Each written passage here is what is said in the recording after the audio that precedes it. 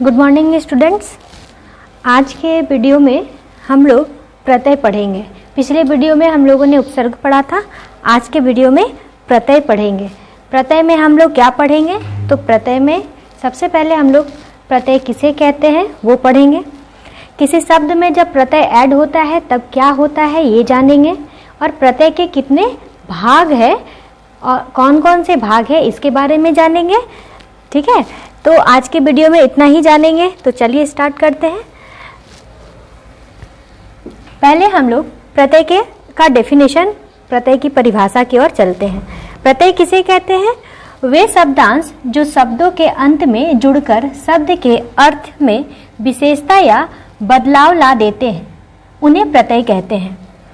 आप लोगों को जब मैंने उपसर्ग पढ़ाया था तो उसमें मैंने ये बताया था कि उपसर्ग जो है किसी भी मीनिंगफुल या मूल शब्द के पहले जुड़ता है और प्रत्यय किसी मीनिंगफुल शब्द के बाद जुड़ता है।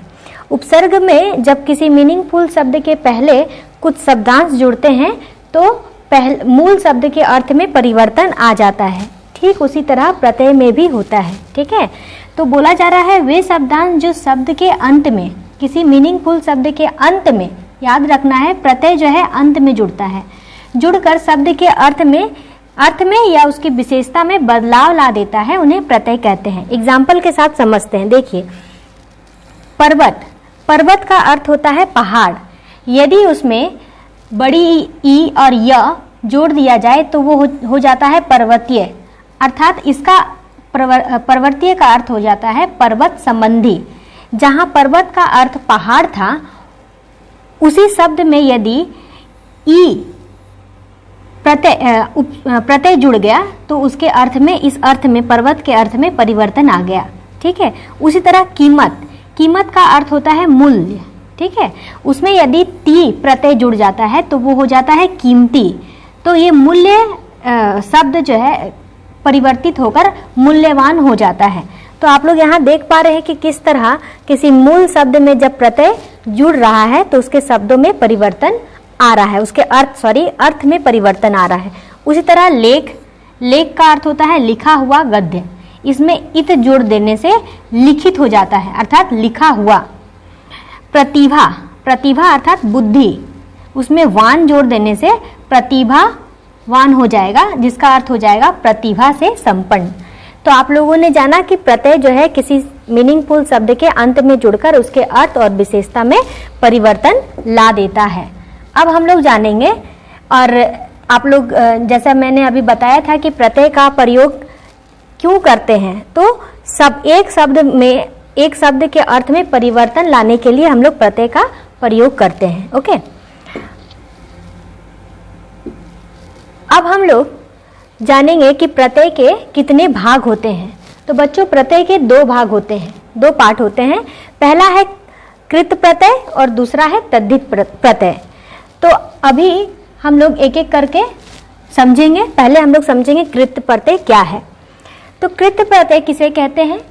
क्रिया के मूल धातु से जुड़कर संज्ञा या विशेषण बनाने वाले प्रत्यय कृत प्रत्यय कहलाते हैं। यदि हम इसे ध्यान न दे करके सिर्फ इतना जाने कि क्रिया के मूल धातु के साथ जुड़कर, क्रिया के धातु के साथ जुड़कर जब कोई शब्दांश जुड़ जाता है किसी क्रिया या धातु के साथ, तो उस समय वो कहलाता है कृत प्रत्यय। जैसे एग्जाम्पल यहाँ पर देखिए, पढ़ाई। ठीक है, अब आप लोग बोलेंगे कि धातु क्या है मैम, धातु क्या होता है? तो मैं अभी एग्जाम्पल के साथ बता रही हूँ धातु क्या होता है। ये है पढ़ाई। ठीक है, तो यहाँ पर पढ़ जो हो जाएगा ना, ये हो जाएगा धातु। ये हो जाएगा क्या? धातु। ठीक है, अच्छा, ये धातु हो जाएगा, और ई जो है ये हो जाएगा हमारा प्रत्यय। तो किसी भी शब्द से धातु कैसे चुनते हैं, अभी मैंने आपको बता दिया कि पढ़ाई से कैसे पढ़ जो है वो हो जाएगा धातु की। और पढ़ाई क्या है? एक क्रिया है। क्रिया अर्थात जो शब्द किसी काम के करने या होने का बोध कराता है वो कहलाता है क्रिया। और क्रिया में धातु कैसे अलग करेंगे किसी क्रिया के शब्द से? तो पढ़ हमारा क्या हो जाएगा? धातु हो जाएगा। उसी तरह देखिए, लुटेरा में लूट जो है वो हो जाएगा धातु। ठीक है, लुटेरा शब्द यहाँ पर जो दिया हुआ है लुटेरा, लुटेरा में जो लूट शब्द है ये हो जाएगा हमारा धातु, ठीक है। इसमें यदि हम एरा जोड़ देते हैं तो हो जाएगा लुटेरा। एरा मीन्स ये ए की मात्रा, जिसको ऐसे, इसको हम लोग मात्रा में जब बदलते हैं तो ये ऐसे बनता है, ठीक है। तो एरा, लूट में एरा जोड़ देंगे तो हो जाता है लुटेरा। तो आप लोग देखें कि कृत प्रत्यय किसे कहते हैं, तो क्रिया के मूल धातु, याद रखना है, धातु के साथ जुड़कर यदि कोई शब्दांश जुड़ता है किसी धातु के साथ तब बनता है कृत प्रत्यय। क्रिया के धातु के साथ जब शब्दांश जुड़ता है तो बनता है कृत प्रत्यय। यहाँ पर बहुत सारे एग्जाम्पल दिए हुए हैं हिंदी के कृत प्रत्यय से हम लोग समझते हैं। जैसे यहाँ पर देखिए एक शब्द है भुलक्कड़, ठीक है। तो यहाँ पर भूल जो है ये हो जाएगा हमारा धातु शब्द, ठीक है। और अक्कड़, यहाँ पर आप लोग बोलेंगे कि मैम ये तो भूल हम लोग ऐसे करके निकाल दिए, पर यहाँ पर तो अक्कड़ दिया हुआ है। तो याद रखना है लॉ का जो हम लोग लॉ कैसे लिखते हैं हिंदी में, लॉ कैसे बनता है, ये आधा और अ जुड़ करके बनता है लॉ। तो ये जो अ का भाग है इसको लॉ को अलग कर देंगे, ये अ का भाग ही यहाँ पर आ गया है, ठीक है। तो इसलिए हो गया है ये अक्कड़, भुलक्कड़। उसी तरह घुमक्कड़, भुजक्कड़। फिर है रटंत, रटंत में रट जो है धातु है और अंत ये हो जाएगा आपका प्रत्यय। गढ़ंत में उसी तरह चढ़ाई, चढ़ाई में चढ़ हो जाएगा धातु और आ और बड़ी ई हो जाएगा प्रत्यय, ठीक है। तैराक, तैराक में तैर जो है, तैराक में क्या होगा हमारा तैर, ये निकाल देंगे तो क्या बच जाएगा आ क, ठीक है। ये हो जाएगा हमारा क्या प्रत्यय। आई होप आप लोगों को समझ में आ गया होगा कि कैसे जो है आप लोग समझेंगे कि कृत प्रत्यय है। याद रखना है क्रिया के धातु के साथ जब शब्दांश जुड़ते हैं, कोई भी शब्दांश पीछे अंत में जुड़ता है तो वो हो जाता है कृत प्रत्यय। आप लोग यहाँ वीडियो को रोक करके और भी बहुत सारे एग्जाम्पल है जिससे आप लोग अच्छी तरीके से समझ सकते हैं, और साथ ही साथ आपके बुक में भी बहुत सारे एग्जाम्पल होंगे, वहां से भी आप समझ सकते हैं। अब हम लोग अब देखिए संस्कृत के कृत प्रत्यय, वो था हिंदी के कृत प्रत्यय, ये है संस्कृत के कृत प्रत्यय। अब देखिए यहाँ पर संस्कृत के शब्द है गमन, ठीक है। गमन में गम जो है वो हो जाएगा हमारा क्या धातु, और अन जो है वो हो जाएगा प्रत्यय। उसी तरह भावुक, भावुक में भाव हो जाएगा हमारा क्या मूल शब्द या धातु शब्द, और उक ये वाला देखिए ये जो मात्रा ऊपर जो जब जाती है तो ये छोटी ऊ की मात्रा कहलाती है, ओके। और ये जब नीचे आती है तो ये बड़ी ऊ की मात्रा कहलाती है। और जब हम लोग लिखेंगे इसको, जब विग्रह करोगे तो याद रखना है आप लोगों को कि मात्रा लिखना, मात्रा नहीं लिखना है, उसका जो मेन रूप है, मुख्य रूप है वो लिखना है। ऐसे नहीं लिख देना कोई भी कि यहाँ पर भावुक लिखा हुआ है, भावुक दिया गया है आप लोगों को बनाने के लिए, सॉरी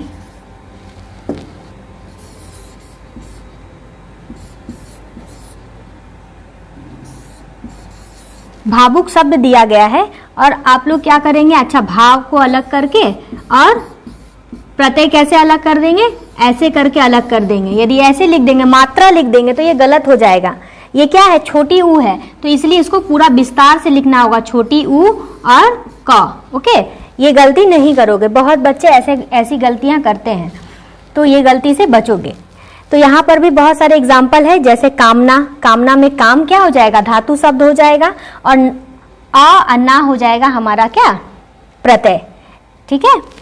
अब हम लोग चलते हैं हमारे सेकंड पार्ट में, ये है तद्धित प्रत्यय। प्रत्यय के दो रूप थे, कृत प्रत्यय जो हम लोगों ने अभी पढ़ा, और दूसरा है तद्धित प्रत्यय।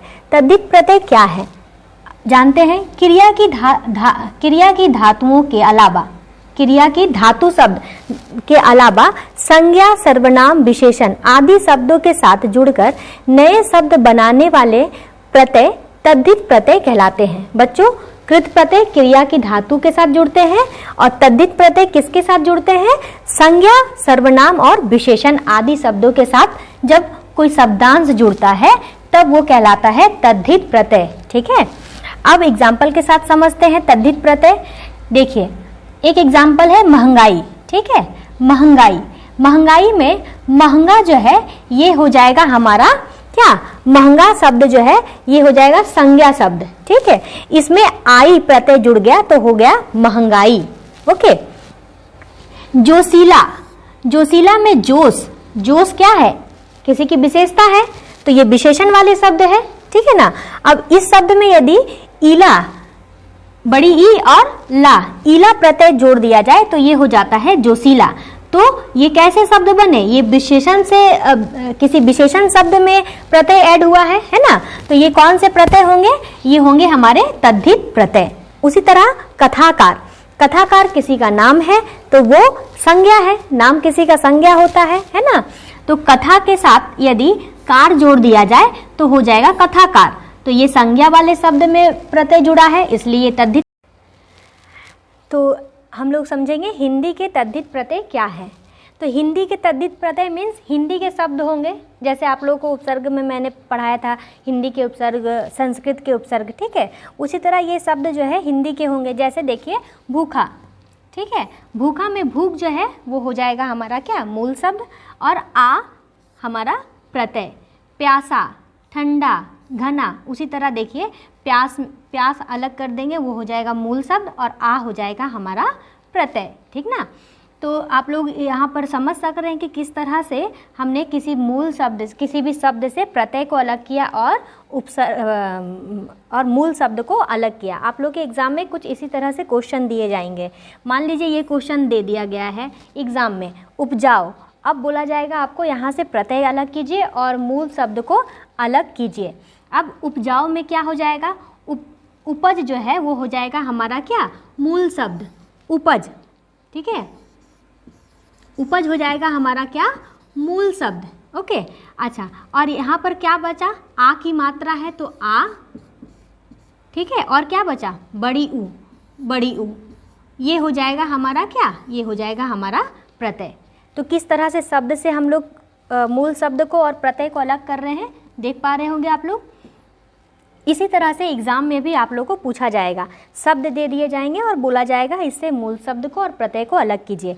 या आप लोग को इस प्रत्यय का मान लीजिए आनी दे दिया गया और बोला जाएगा दो शब्द बनाइए, तो देवरानी, नौकरानी, ठीक है। इस तरह से आप लोग शब्द बनाएंगे।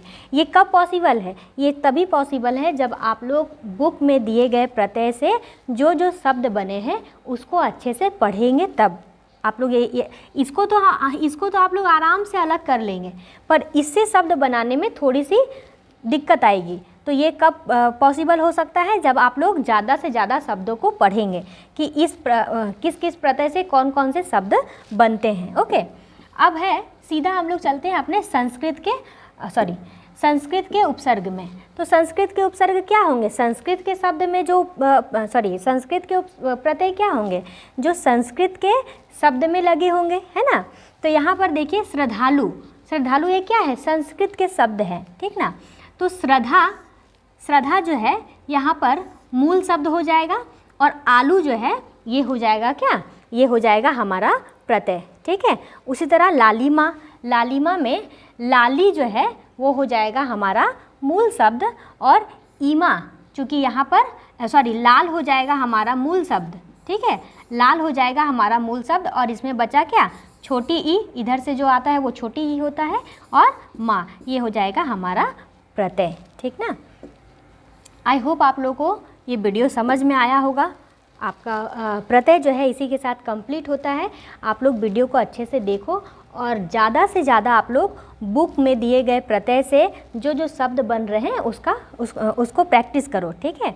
आप लोग जितना पढ़ोगे उतना आप लोग को ये चीज़ जो है क्लियर होगी, ओके। थैंक यू बच्चों।